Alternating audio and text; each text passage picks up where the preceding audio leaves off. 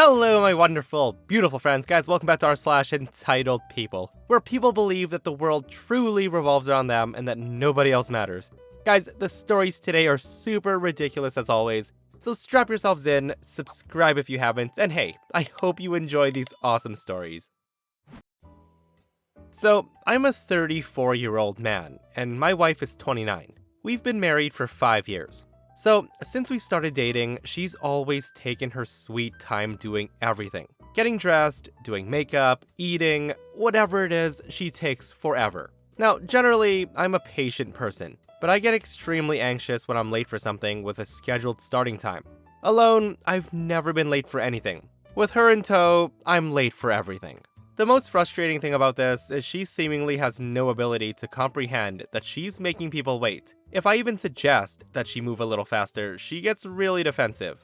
A few years ago, one of her best friends dumped her because she was tired of her chronic lateness. So last night, we went out to see a movie. Now, getting to the mall before the movie started was a battle itself. But miraculously, with the prospect of doing some shopping before it, she was able to gather her necessary belongings and get there with time to spare. She started shopping, while I more or less followed her, until it was time to get to the theater. When I told her this, she was talking to a sales clerk about the clothes she wanted to buy, and then she told me, hang on, for a second. As usual, hang on, when she says it means, I have absolutely no concern about your needs, because I'm doing my own thing right now, and anything other than what I want to do is out of the question. I waited around for a couple of more minutes, until she starts taking jeans off the shelves to try on.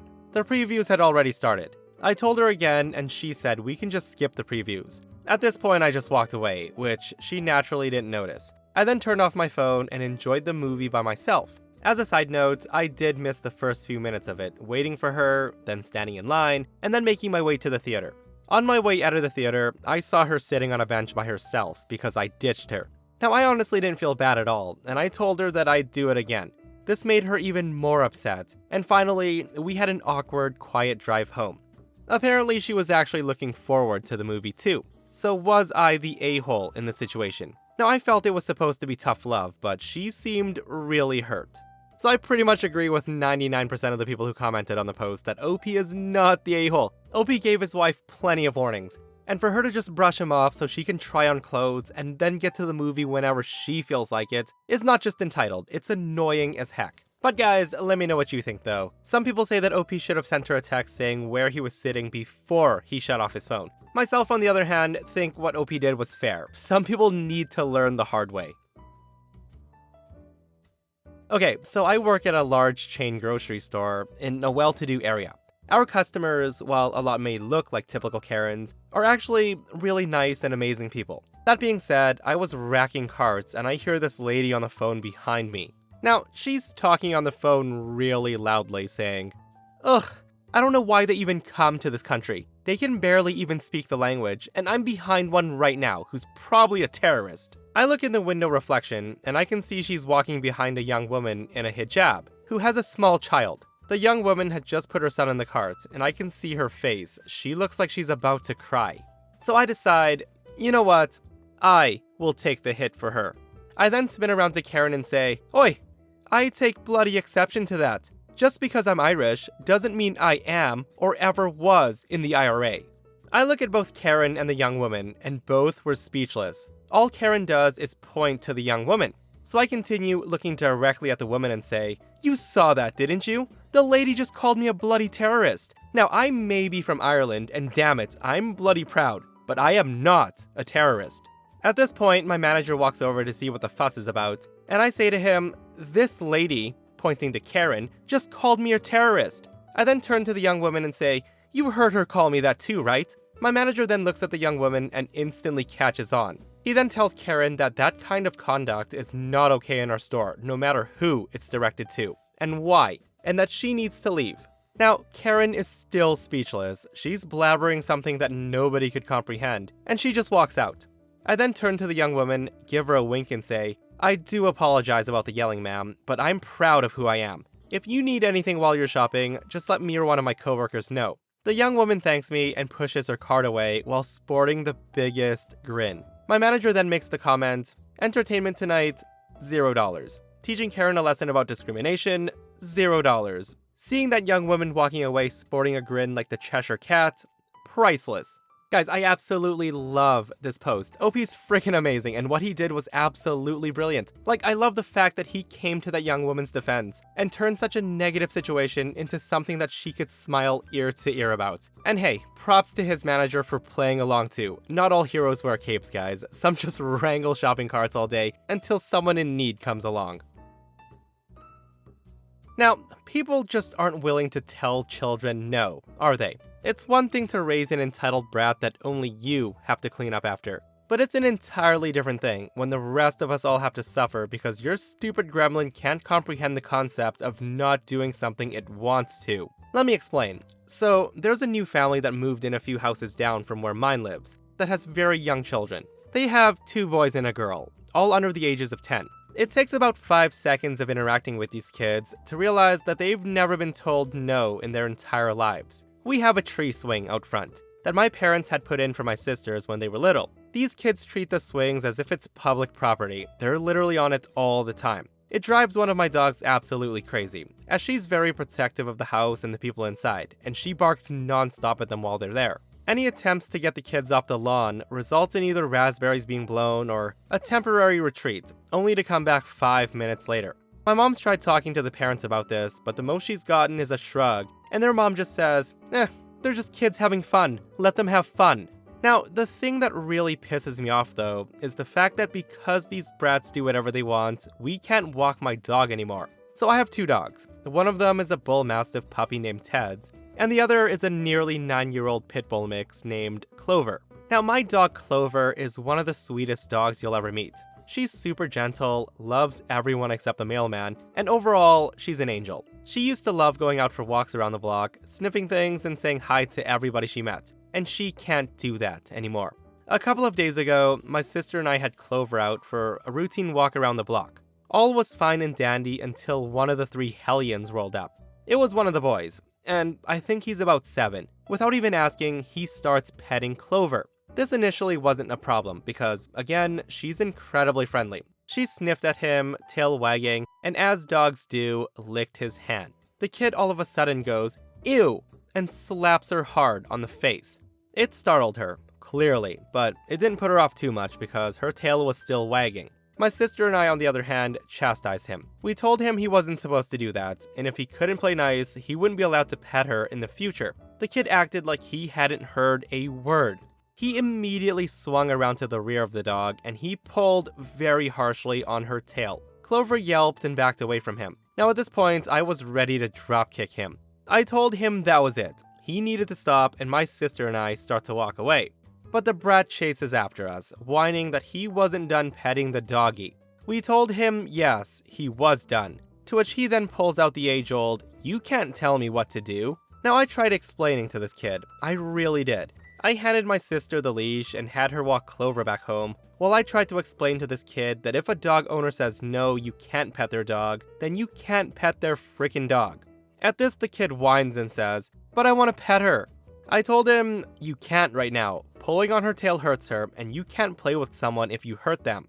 Hearing this, the little brat pushes past me, and he darts after my sister. Now, my dog Clover, understandably, was frightened at the sight of this thing bolting straight for her. It didn't help that the first thing he did upon getting to her was grab one of her ears, pull at it really hard while screeching, "Doggy." My dog Clover yipped very loudly and yanked away from him. Now would probably be a good time to mention that this dog has the teeth the size of a saber-toothed tiger. She didn't growl at him or anything, but given that he was right in her face at this time, he saw those teeth very clearly when she yipped. The kid shrieks and falls over, acting like she just tried to maul him, and my sister and I take that chance to run back home with a very frazzled Clover in tow. We explain to our mom what happened, and then we brace for the oncoming storm. Sure enough, not 10 minutes later, who shows up at our door but our lovely neighbor. She's screeching about how our demon dog had attacked her son, and how she was going to call animal control to get Clover put down. Hearing this, my sister and I were terrified, because we knew it didn't matter whether or not Clover was innocent. She's a pit bull. People just want to put pit bulls down pretty much for existing, so any excuse, no matter how fabricated, is enough for them to do it. The 2 of us were practically sobbing. We were clinging to that sweet girl for the fear that this might be our last few minutes with her. My mom had managed to talk the woman down, and she said she'd better not see our dog outside ever again. Now, I think the fact that we have footage of her kids trespassing, and the fact that my mom mentioned that scared the woman, because the lady suddenly decided that perhaps calling the cops was not in her best interest. She backed off, but the damage was done. We've just been letting Clover into our fenced backyard to go to the bathroom, and we haven't had her out for any walks since. The general consensus is that we're pretty much just gonna have to keep it that way. We can't risk one of these stupid kids interacting with Clover again, because A, they're probably gonna hurt her, and B, anything she does in response to that could be twisted into her being aggressive, and then that's it for her. Currently, we're at something of a stalemate. The neighbor knows that if she tries to do anything to Clover, her kids get in trouble. But we know that if we do anything to hold her kids accountable, she'll do her absolute best to get Clover put down. And with a pit bull, that isn't hard. I hate people. Now, it totally sucks that OP has to deal with a neighbor like this. If that were me, I'd personally buy like a GoPro or something, and strap it on and continue walking my dog. Why the heck stop the dog walks because of a stupid neighbor? So this story happened about a year ago. I had just booked tickets for a long flight, and it made me think of this. So on this day, I was flying from Hawaii to New York, and I had a layover in Chicago. The flight from Hawaii to Chicago was about 10 hours long, and I had booked my flight well in advance so I could have my choice of seats. I chose the window seat on the exit row, and as I was waiting in the airport, I was excited, knowing that my seat was going to be perfect. We then start boarding, and I'm one of the first groups to board, so I make sure I have everything I need for my bag. I then put the headphones on and start my Netflix binge. About 10 minutes in, the woman next to me taps me on the shoulder, and she says, "Hi, sweetie. I'm flying with my family, and my granddaughter would like to be in the window seat." Now, I should explain the layout of the plane. There's 3 seats on the left and right side, and 4 seats in the middle. The woman and her husband were sitting in the seats next to me on my side, and the rest of her family, the mom and the 3 kids, were sitting in the middle row. I tell her, "I'm sorry. I chose the seat because I know how long of a flight it's gonna be. I would offer to let her sit here during takeoff and then switch, but she looks really young, and I don't think they allow children to sit in the exit row." Now, the mom overhearing the conversation said, "So you're just gonna be heartless and deny my daughter her window seat?" She then starts having a temper tantrum, and she screams while sitting in the aisle, holding up the entire line of people trying to get to their seats. The little girl now is crying because mom's getting loud. Grandma then says to me, "Look what you did. You broke that little girl's heart. I hope you know there's a special place in hell for people like you." The flight attendant heard the commotion at this point and starts to come over, asking what seems to be the issue. I tell her, "These people asked me to switch." Out of nowhere, the mom screams, "This girl stole my daughter's seat. She shoved her way in as I was helping my daughter with her bag, and now she refuses to give us the seat back." I then say I have my ticket that shows that this is my seat. Grandma comes in and says, "She stole the ticket from my grandbaby. I saw her do it." Now, I'm extremely frustrated at this point. The ticket clearly has my name on it, and I have my license to prove that it is my name. The flight attendant at this point looks over everything and says, "This is her seat. Also, your daughter's way too young to be in the exit row, so please don't disturb this young lady again." So the rest of the flight, I endured dirty looks from the family. And at one point, the grandma even tries to spill a drink on me as the flight attendant was handing it to me. Hopefully, the next flight, I can just sit in silence. Guys, I friggin' love entitled plane passenger stories. If I was OP, I would have been super petty during takeoff and landing and just closed the window blinds. Seriously though, as much as it would have been nice to have given the girl the window seat, it's good that she learns that she won't always get what she wants. I'm a 21-year-old male, and I have an older brother named Dave. Fake name. He's always been a jerk to me. There's a 1-year gap between us. Dave liked to beat me up when we were kids, and he always acted like anything that was mine was also his. He was also somewhat the golden child, which made me miserable. So no surprise, I moved out at 18. My uncle is now a retired police officer, and he took me in after I left home. He even hooked me up with a decommissioned Crown Victoria, and I absolutely loved that car. Now, I don't know why, but Dave hated the fact that I had that car. He drove 3 beater cars into the ground while my Crown Vic kept chugging along. Well, after his 3rd beater finally died when he drove it into a pole, he asked to borrow my car. I had a bad feeling and said that I wasn't gonna do that. He then called me entitled and said he needed a car to get to work. I told him to take the bus because I know how he drives and my Crown Vic was off limits. After I told him that, my parents called me and told me to just lend him my car. I said no, I won't, no matter what they say. I rely on the car and I need it as well since it's my personal transportation.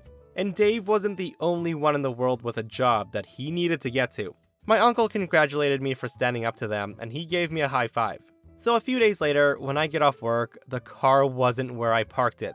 I called my brother's cell phone, but he didn't pick up. Then I called my parents and asked them if he took my car. Now, they denied it, so I said I was gonna call the cops, and that was then they admitted that he had borrowed it because he needed it.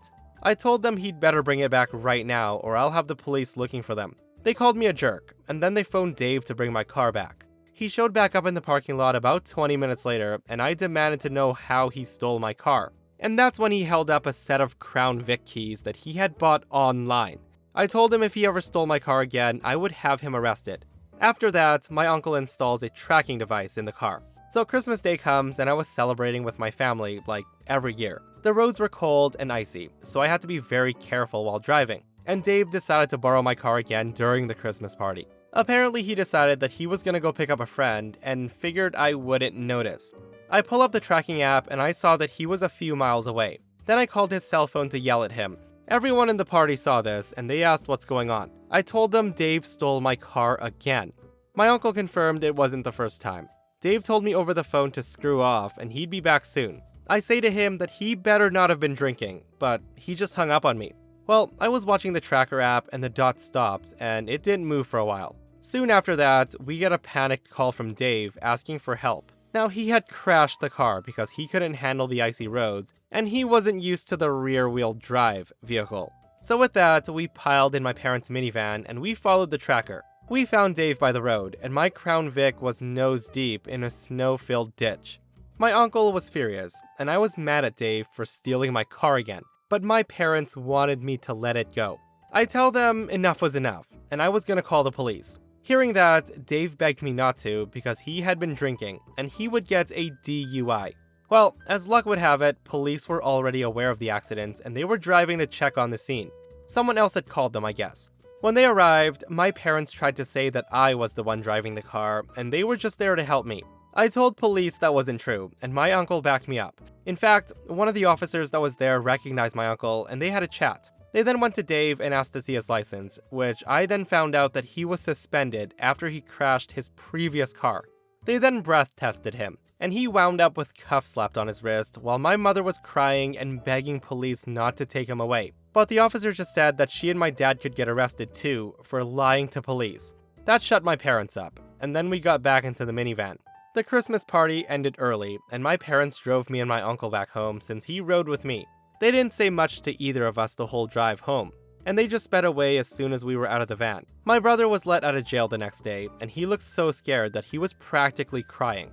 The cops in there had roughed him up a bit while they were talking about prison and the stuff they'd seen go on there. And that's when my uncle starts cracking up. He then revealed to us that his friends in the department never even filed the DUI. They just charged him for the suspended license. That was about a $600 fine.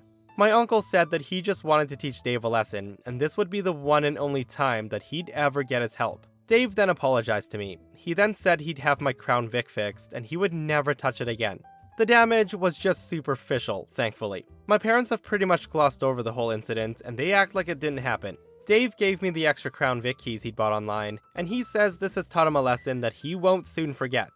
Now guys, OP does come into the comments to defend his uncle's actions, saying that he's actually a good person who believes in second chances. But seriously, what in the world was he thinking not charging his nephew with a DUI? Like, if he really wanted to teach his nephew a lesson, the kid totally should have been slapped with a DUI. Like, he was drunk driving, for goodness sake. And he could have endangered so many lives. Dave is definitely the golden child. I mean, his parents even tried to tell police that OP was the one who crashed the car, to defend that idiot. And that's why people like this never learn. And that, my friends, brings us to another end of our / entitled people. Guys, I hope you enjoyed the stories today. If you did, give it a thumbs up. And if you missed the last episode on the channel, an entitled customer threatens to end OP's life for not serving him. It's such a ridiculous story, so go check it out if you haven't. And myself and Stevie Boy will see you guys in the next one. We love you.